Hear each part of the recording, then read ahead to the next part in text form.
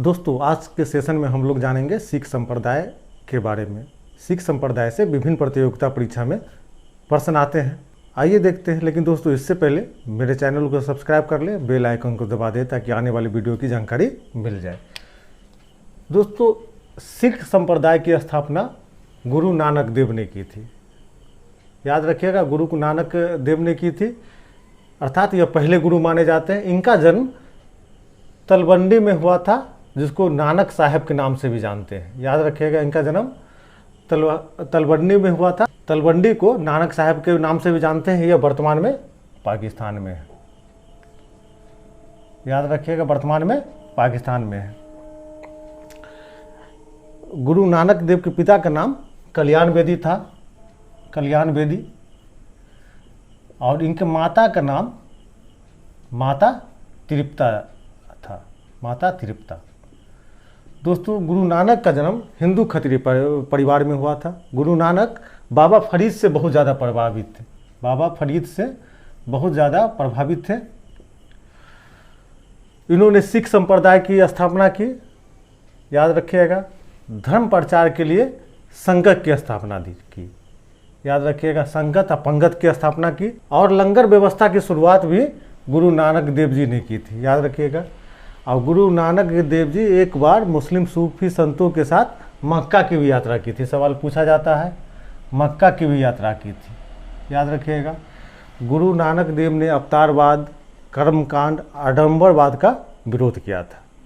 आइए देखते हैं। गुरु नानक देव की मृत्यु करतारपुर में हुई थी। यह भी वर्तमान में पाकिस्तान में। याद रखिएगा, अभी हाल फिलहाल में चर्चा में भी रहता है करतारपुर कॉरिडोर।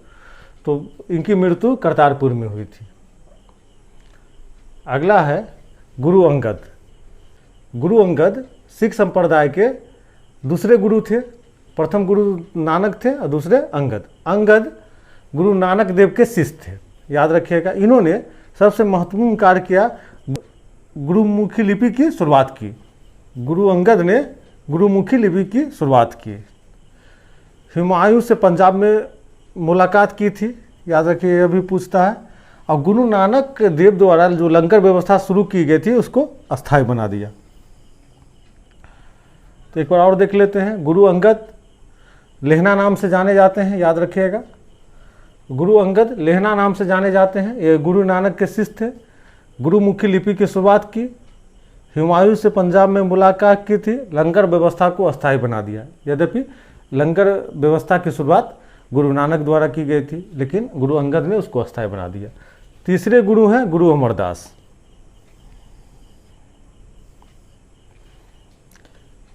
दोस्तों, गुरु अमरदास ने सिख संप्रदाय को संगठित किया और इसके लिए उन्होंने 22 गद्दियों की स्थापना की और सभी गद्दियों पर एक एक महंत को पदस्थापित किया। याद रखिएगा, गुरु अमरदास ने सिख संप्रदाय को संगठित किया और 22 गद्दियों की स्थापना की। सब पर एक एक महंत को पदस्थापित किया। याद रखिएगा, महंत को पदस्थापित किया।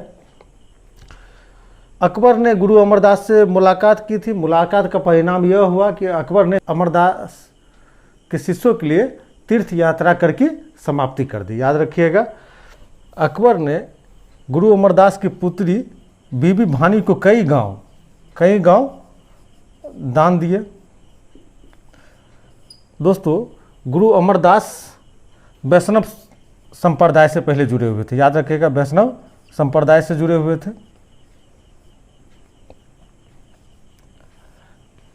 गुरु अमरदास ने सबसे महत्वपूर्ण कार्य जो किया था वो था लमन पद्धति की शुरुआत। लमन पद्धति की शुरुआत इसलिए की गई थी ताकि हिंदू विवाह प्रथा से सिख विवाह प्रथा को अलग किया जा सके। ये महत्वपूर्ण है, यहाँ से सवाल बनता है। तो एक बार देख लीजिए, गुरु अमरदास ने सिख संप्रदाय को संगठित किया और 22 गद्दियों की स्थापना की। सब पर एक एक महंत प्रस्थापित किया। अकबर इनसे मुलाकात की थी। मुलाकात का परिणाम यह हुआ कि इनके शिष्यों के लिए तीर्थ यात्रा कर समाप्त कर दिया गया। इनके पुत्री बीबी भानी को कई गांव अकबर ने दान दिया। यह वैष्णव संप्रदाय से जुड़े हुए थे। और सबसे महत्वपूर्ण कार्य था कि लवन पद्धति की शुरुआत की थी, लवन पद्धति की। चौथे गुरु थे गुरु रामदास। याद रखिएगा, गुरु रामदास। गुरु रामदास गुरु का पद पैतृक बना दिया। अपने पुत्र गुरु अर्जुन देव को अपना उत्तराधिकारी नियुक्त किया। अकबर ने गुरु रामदास से मुलाकात की थी। अब इनको 500 बीघा जमीन दान में दिया, जिस पर अमृतसर की स्थापना की हुई। याद रखिएगा, जिस पर अमृतसर शहर की स्थापना हुई। तो गुरु रामदास ने गुरु का पद पैतृक बना दिया। अकबर ने गुरु रामदास से मुलाकात की थी, 500 बीघा जमीन दान में दिया और उस पर अमृतसर शहर की स्थापना की गई। 5वें गुरु थे गुरु अर्जुन देव। गुरु अर्जुन देव ने सिख धर्म को शक्तिशाली बना दिया। याद रखिएगा, गुरु अर्जुन देव ने सिख धर्म को शक्तिशाली बना दिया। गुरु अर्जुन देव के समय जो महत्वपूर्ण कार्य हुआ था, इसको देख लीजिए। गुरुओं के उपदेश को आदि ग्रंथ में संकलन कराया। याद रखिएगा, संकलन करवाया। अर्जुन देव से पहले जितने गुरु हुए थे, उनके उपदेशों को आदि ग्रंथ में संकलन कराया। याद रहेगा। सूफी संत मियाँ मीर द्वारा हरमिंदर साहिब की नींव डलवाई गई। याद रखिएगा, हरमिंदर साहिब की नींव डलवाई सूफी संत मियाँ मीर से गुरु अर्जुन देव ने। तो उसी हरमिंदर साहिब पे स्वर्ण चढ़वाया रंजीत सिंह ने, इसलिए उसको स्वर्ण मंदिर कहा जाता है। अगला है दोस्तों, गुरु अर्जुन देव के समय महत्वपूर्ण परिवर्तन हुआ था कि सिखों से उसकी आय का 10% लेने की शुरुआत की गई थी। याद रखिएगा, सिखों से उसकी आय का 10% लेने की शुरुआत हुई और गुरु अर्जुन देव शान शौकत से रहना प्रारंभ किया। याद रखिएगा, शान शौकत से रहना प्रारंभ किया। अगला है, गुरु अर्जुन देव ने तरन तारण नगर की स्थापना की थी। याद रखिएगा, तरन तारण नगर की स्थापना की थी। दोस्तों, गुरु अर्जुन देव के समय मुगलों से एक बहुत बड़ा विवाद उत्पन्न हो गया। जहांगीर का पुत्र खुसरो खां पिता के विरुद्ध विद्रोह करके गुरु अर्जुन देव के पास पहुंच गया। गुरु अर्जुन देव ने खुसरो का आशीर्वाद दिया, इसलिए 1606 ईस्वी में, याद रखिएगा, जहांगीर ने इनको मृत्यु दंड दे दिया गुरु अर्जुन देव से। इसके बाद सिख धर्म का अर्जुन देव के बाद मुगलों से कभी संबंध अच्छा नहीं रहा, जबकि इससे पहले देखते हैं कि संबंध अच्छा था। तो गुरु अर्जुन देव को जहांगीर ने खुसरो को आशीर्वाद देने के कारण मृत्यु दंड दिया 1606 ईस्वी में। खुसरो जहांगीर का पुत्र था। याद रखिएगा। आगे आइए, गुरु हरिगोविंद सिंह, यह 6ठे गुरु थे। अब हरिगोविंद सिंह ने सिखों को सैनिक संप्रदाय बना दिया। याद रखिएगा। अब क्या हुआ कि जब मुगलों से विवाद हो गया, खुसरो से मुलाकात के कारण अर्जुन देव को जो फांसी दे दी गई थी, उसके बाद क्या हुआ कि सिख धर्म में भी मुगल के प्रति आक्रोश फैल गया। अब सिख धर्म के लोग भी अपने आप को सैन्यकरण करने लगे। तो अर्जुन देव के बाद गुरु गोविंद सिंह गुरु का पद धारण किया। तो इन्होंने सिखों को सैनिक संप्रदाय में बदल दिया। और जो अर्जुन देव ने 10% आय लेने की शुरुआत की, तो गुरु हरिगोविंद सिंह ने उसको बदल दिया। धन के बदले घोड़े और हथियार लेना प्रारंभ किया। याद रखिए, घोड़ा और हथियार लेना प्रारंभ किया। सिखों को मांस खाने की अनुमति दी। गुरु हरगोविंद सिंह ने सिखों को मांस खाने की अनुमति दी। अगला लाइन महत्वपूर्ण है। गुरु हरगोविंद सिंह ने अकाल बंगा की नींव डाली। याद रखिएगा, अकाल बंगा की नींव डाली। इनका भी शाहजहां से विवाद हो गया। एक बात के कारण शाहजहां से गुरु हरिगोविंद सिंह का विवाद हो गया। याद रखिएगा। खुद भी 2 तलवार लेकर बैठते थे और दरबार में नगारा बजाते थे, अर्थात वो राजा महाराजा की तरह जीना प्रारंभ किया। खुद 2 तलवार साथ में रख के बैठते थे, नगारा बजवाते थे। अमृतसर की किलीबंदी कर दी इन्होंने। बाद में शाहजहां से भी इनका विवाद हो गया। बाज का एक प्रकरण था, जिसके कारण आगे सिखों को हरगोविंद सिंह ने धार्मिक शिक्षा के साथ साथ सैन्य शिक्षा भी देना प्रारंभ किया। याद रखिएगा, सैन्य शिक्षा भी देना प्रारंभ किया। तो एक बार और देख लेते हैं। गुरु हरिगोविंद सिंह सिखों को सैनिक संप्रदाय बना दिया। धन के बदले घोड़े और हथियार लेना प्रारंभ किया। सिखों को मांस खाने की अनुमति दी। दोस्तों, खुद हरिगोविंद सिंह 2 तलवार लेके दरबार में बैठते थे, राजा महाराजा की तरह अपने दरबार में नगाड़ा बजाने की अनुमति दी।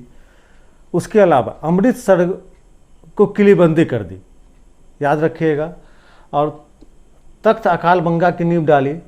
इनका भी मुगल शासक शाहजहां से एक बाज को लेकर विवाद उत्पन्न हो गया था, याद रखिएगा, सवाल पूछा जाता है। शाहजहां से एक बाज को लेकर विवाद उत्पन्न हो गया था। सिखों को धार्मिक शिक्षा के साथ साथ सैन्य शिक्षा भी देना प्रारंभ किया। आइए दोस्तों जानते हैं आप 7वें गुरु के बारे में। 7वें गुरु हर्राय बनते हैं, याद रखिएगा, हर्राय बनते हैं।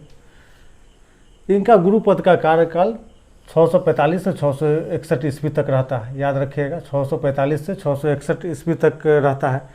इनका भी संबंध मुगल बादशाह से सही नहीं रहता है। जब सामूगढ़ युद्ध में दारा पराजित होता है तो दारा को हर्राय मदद करते हैं। मदद करने के कारण औरंगजेब से इनका संबंध खराब हो जाता है। औरंगजेब गुरु हरिराय को अपने दरबार में बुलाते हैं, लेकिन गुरु हरिराय उनके दरबार में नहीं जाते हैं, अपने पुत्र राम राय को भेजते हैं, अपने पुत्र राम राय को भेजते हैं। राम राय जब औरंगजेब के दरबार में पहुंचता है तो औरंगजेब राम राय को अपने दरबार में रख लेता है। तब गुरु हरिराय अपना पद त्याग कर देते हैं और गुरु हरकिशन को गुरु पद पर आसीन करते हैं। उस समय गुरु हरकिशन जी का उम्र 5 से 6 साल रहता है, इसलिए गुरु हरकिशन को बाल गुरु भी कहा जाता है, याद रखिएगा, बाल गुरु भी कहा जाता है। बाद में इनकी मृत्यु चेचक नामक बीमारी से हो जाती है, याद रखिएगा। सबसे कम उम्र में गुरु हरकिशन सिख धर्म के गुरु बनते हैं, इसलिए इनको बाल गुरु कहा जाता है। जिस समय गुरु बनते हैं उनकी उम्र 5 से 6 वर्ष रहती है। इनका गुरु का पद का कार्यकाल है 661 ईस्वी से लेकर 664 ईस्वी के आसपास। उसके बाद 9वें गुरु बनते हैं गुरु तेग बहादुर, याद रखिएगा। गुरु तेग बहादुर जब गुरु पद पर आसीन होते हैं तो धीनामल और रायमल इसका विरोध करते हैं। गुरु तेग बहादुर बगलादेव बाबा के नाम से प्रसिद्ध थे गुरु बनने से पहले। इनका भी संबंध मुगल बादशाह से सही नहीं रहता है।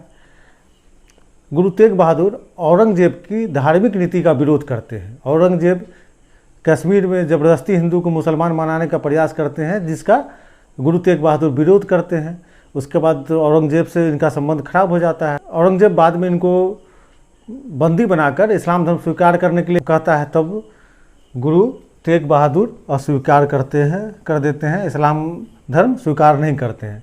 तो औरंगजेब उसके बाद इनको फांसी दे देता है, मरवा देता है, याद रखिएगा, मरवा देता है। इसके बाद गुरु गोविंद सिंह 10वें और अंतिम गुरु बनते हैं, याद रखिएगा, गुरु गोविंद सिंह 10वें और अंतिम गुरु बनते हैं। इनका गुरु पद का कार्यकाल 1675 से लेकर 1708 ईस्वी तक होता है, याद रखिएगा, 1675 से लेकर 1708 ईस्वी तक होता है। गुरु गोविंद जी का जन्म 1666 ईस्वी में पटना में होता है, बहुत महत्वपूर्ण है। पटना में इनका जन्म होता है, इसलिए पटना में हरविंदर साहिब है इनके जन्म स्थल पर बना हुआ, जिसको पटना साहिब के नाम से भी जानते हैं। गुरु गोविंद सिंह अपना मुख्यालय आनंदपुर में मनाते हैं, जिसको मखोबल के नाम से भी जाना जाता है। इनके पिता का नाम था तेग बहादुर, 9वें गुरु इनके पिताजी थे बहादुर। इनके माँ का नाम था माता गुजरी, माता गुजरी, याद रखिएगा, गुजरी। गुरु गोविंद सिंह पाहुल प्रथा की शुरुआत करते हैं, याद रखिएगा, गुरु गोविंद सिंह पाहुल प्रथा की शुरुआत करते हैं। 1699 ईस्वी में गुरु गोविंद सिंह आनंदपुर में खालसा पंथ की गठन करते हैं, खालसा पंथ की स्थापना करते हैं और प्रत्येक शिष्यों को पंचमक्कार धारण करने को कहते हैं।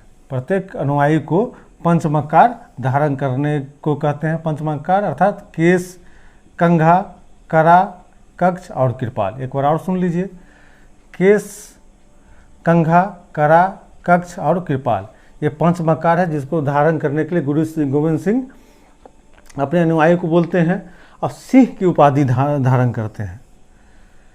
गुरु गोविंद सिंह का पहले नाम था गोविंद राय, याद रखिएगा, गोविंद राय, और इन्होंने सिंह की उपाधि धारण की। गोविंद राय इनका नाम रहता है, इन्होंने सिंह की उपाधि धारण की। गुरु गोविंद सिंह गुरु की गद्दी को समाप्त कर देते हैं, याद रखिएगा, समाप्त कर देते हैं। 10वें बादशाह का ग्रंथ संकलन करते हैं और आदि ग्रंथ का प्रमाण स्वरूप निर्धारित करते हैं, और उनका कहना था कि अब आगे से आदि ग्रंथ ही गुरु के रूप में कार्य करेगा। याद रखिएगा, आदि ग्रंथ ही गुरु के रूप में कार्य करेगा। 1708 ईस्वी में गुल खान नामक एक अफगानी नादेर महाराष्ट्र में इनकी हत्या कर देता है, महाराष्ट्र में हत्या कर देता है। गुल खान नामक एक अफगानी 1708 ईस्वी में नादेर महाराष्ट्र में गुरु गोविंद सिंह की हत्या कर देता है। नादेर में ही गुरु गोविंद सिंह की समाधि स्थल है। तो एक बार और देख लेते हैं दोस्तों, गुरु गोविंद सिंह का जन्म पटना में हुआ था 1666 ईस्वी में। यह डेट पूछा जाता है खासकर बीपीएससी में। पटना में हुआ था। इनके जन्म स्थान पर हरमंदिर साहिब है, जिसको पटना साहिब के नाम से भी जानते हैं। इन्होंने पंजाब के आनंदपुर में अपना मुख्यालय बनाया था। गुरु गोविंद सिंह ने पाहुल प्रथा की शुरुआत की। खालसा पंथ की स्थापना 1699 ईस्वी में आनंदपुर में की थी इन्होंने।